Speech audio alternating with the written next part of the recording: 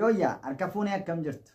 Amma kana sinitti dubbachuu barbaadu seerota hariiroo torban sinitti himaa kun warra hariiroo keessa jirtan akkasuma wal jaallattanii jirtan akkasuma illee warra gaa'ela keessa jirtan illee baay'ee waan isin fayyaduu fi seerawwan kana hojiirra yoo shitan baay'ee isin fayyadaa jechuudha. Galatoomaa isa tokko tokkoon ilaali.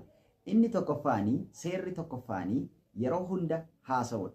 Yeroo hunda nama wajjin hariiroo dhaabbanne sana yookiis nama wajjin gaa'ela keessa jiru akkasuma immoo nama jaallannee jiru sana wajjin yeroo hunda haasa'uu qabnaa jechuudha. Sababni isaa yeroo hunda hin haasofnu taanaanii miiraan gargar fagaachuu dhufa. Miiraan gargar fagaachuun immoo gara walirraanfachuutti geessa waan ta'eef yeroo hunda haasa'uun attaachimentiin keenya bareedaa akka ta'u walitti dhufeenyi keenya bareedaa akka ta'u akka nu waliin irraanfanne nu godha waan ta'eef yeroo hunda haasa'uun baay'ee bareedaadha jechuudha. Kan gorfamu yeroo hunda haasa'u yeroo hunda walii barreessu walii bilbilu yoo bilbiluun nutti ulfaata ta'e illee hojiitti biizii ta'uu dandeenya walga'iirra jiraachuu dandeenya. Training adda addaa qabaachuu dandeenya garuu haa ta'u malee tekstiidhaanii meesejiidhaanii walii barreessuun walitti himuun hin danda'amaa jechuudha. Inni kun seera isa jalqabaadha. Seerri inni lammaffaa akkuma beekamu hariiroo keessa rakkootu baay'ata akkasuma lolatu baay'ata argumentii falmiitu baay'ata waan ta'eef lola sana yeroodhaan furuudhaa fi akkasuma immoo bifa suuta jennee furuu yookiis bifa bilchina qabuun rakkina sana on taayimii furuudha rakkoo uumame sanaa jechuudha. Sababni isaa aariin walitti gadduun gara wal dhabuutti geessa malee waanuma fayyadu tokko qabu. Keessumaa hariiroo keessatti aariin walitti aaruun namatti aaruun hiriyaa ofiitti aaruun gara wal dhabuu dubbicha ittumaa balleessa malee ittumaa gargar nu fageessa malee waan fayyadu tokko qabu jechuudha. Garuu namoonni baay'een yeroo baay'ee waa'ee aarii kana akka salphaatti ilaalu akka salphaatti kan isaan ilaalan. Bakka waanuma amma aaranii wal lolanii amma wal arrabsanii wal lolanii borimmoo walitti deebi'an isaanitti fakkaata jechuudha.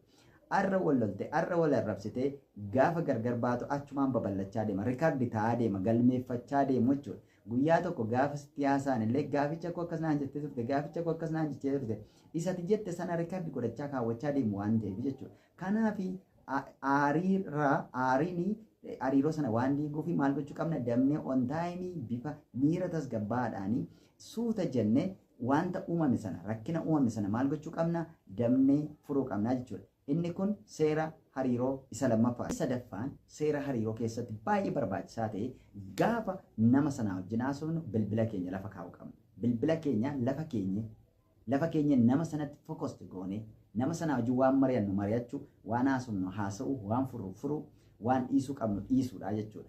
Eenyu wajjin haasa'uu qabna nama sanaa wajjin bilbila. Namoonni tokko si dhaggeeffachaa bilbila tuttuqu. Bilbila gaafa tuttuqan jechuun atteenshinii isaanii si bira hin jiru. Maalirra jira? Bilbila sanarra jira jechuudha. Kana jechuun vaaliyuu nama sanaa gadi buusnee jirra jechuudha. Innis haa ta'u isheenii yeroo walii wajjin haasa'an bilbila isaanii lafa keessanii bilbila keessan lafa keessanii walii wajjin haasa'uu qabdu jechuudha. Walii wajjin dubbachuu qabdu jechuudha.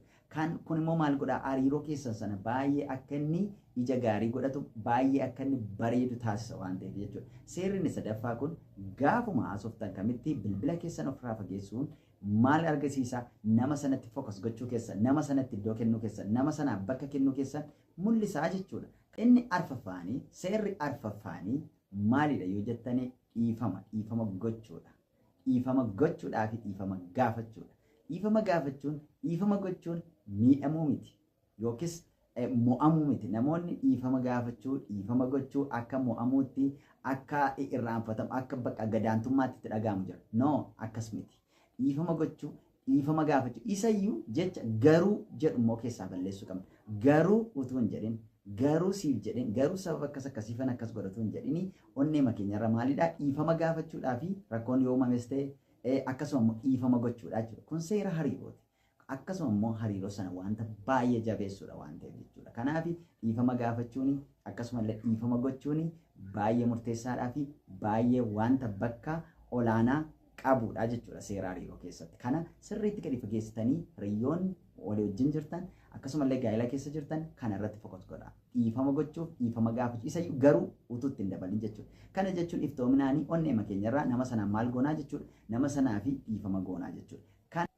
Inni shanaffaanii hiriyaa keenya sana yookiis haadha manaa keenya sana yookiis abbaa manaa keenya sana nama kan biraadhaan dorgomsiisuu dhiisuudha jechuudha. Namni nuyi qabnu nama sana waan ta'eef namni nuyi jaallanne nama sana waan ta'eef nama shawwal duukaa jaallanne miti yookiis gareedhaan yookiis ijaaramnee miti kan walii wajjin jirru jechuudha. Nama tokko waan ta'eef nama sana nama kamii wajjin iyyuu dorgomsiisuu hin qabne jechuudha. Addunyaa kana keessa namni nama sana sinii caalu, namni nama sana nuu caalu hin jiru jechuudha. Amma filannee jirrutti, amma wajjin jirrutti nama sana kan nuu caale tokkollee waan hin jirreef hiriyaa keenya sana, hiriyaa baay'ee jaallannu sana nama kamii wajjin illee dorgomsiisuun nurra hin jiraatu jechuudha. Namoonni kana godha yoo jiraatan isaan yeroo baay'ee faa'olii hojjetu jechuudha. Nama kan biraan dorgomsiisnu taanaan nama kanatti bakka kennaa hin jiru, nama kana tuffachaa jirra waan ta'eef inni kun hin eeyyamamu. Seera hariiroo keessatti hiriyaa keenya sana nama jaallanne yookiis nama wajjin jiru sana nama kan biraa wajjin dorgomsiisuun nama sana vaaliyuu dhowwachuudha. Iddoo itti kennuu dhiisuudha. Sababni isaa nama sanas bira jira bakka.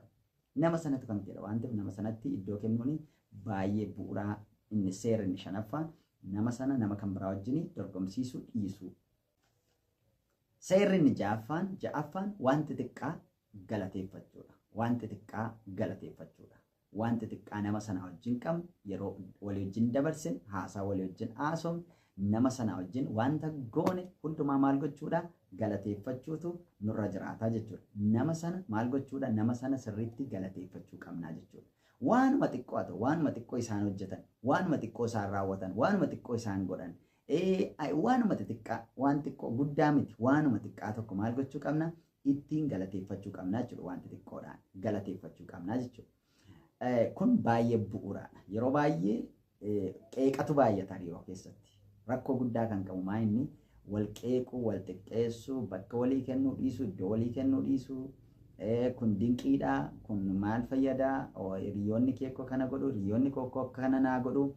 Kan kee kun sirrii miti jechuudhaan gadi buusuu, xiqqeessuu, wantoota xiqqeessuu kanatti rakkoo guddaa qabaa jechuudha. Kanaaf xiqqeessuu sanarra maal gochuun nurra jiraataa nun immoo bakka itti kennu, rekoogniishinii kennuufiin baay'ee murteessaadha. Seerri inni dhumaa seerri torbaffaan waan xiqqoollee haa taatu hiriyaa keenya sana gammachiisuu yookiin sarpiraayisii xixiqqaa kennuu jechuudha. Qopheessuu waanuma xixiqqaa, waan gurguddaa miti, waanuma xixiqqaa, waanuma dandeenyu tokko maal gochuudha kennuufi jechuudha. Sarpiraayisii xixiqqaa qopheessuufidha nama sanaaf jechuudha. Sarpiraayisii xixiqqaa waanuma xixiqqoo ishee tuffii hin qabu waan ta'eef hariiroo keessatti kennaan xiqqaa hin qabu. Kennaan xiqqaa hin qabu waan ta'eef hariiroo keessatti kennaan xiqqaa hin qabu. Kanaaf waanuma xixiqqaatti gammadu waan ta'eef gammachuudhaan wanti xiqqaama olii gochuun wanti xiqqaa olii kennuun baay'ee hariiroo sana hin jabeessa. Warri kun seerota hariiroo torba warran jedhee isinii dhiyeessedha. Yaada dabalataa yoo qabaattan illee koomentii jalatti naa barreessuu dandeessu. Akkasuma yaada naa kennuu dandeessu. Keessaan na dubbisuu dandeessu. Galatoomaa ulfaadhaan isiniin jedha. Thank you.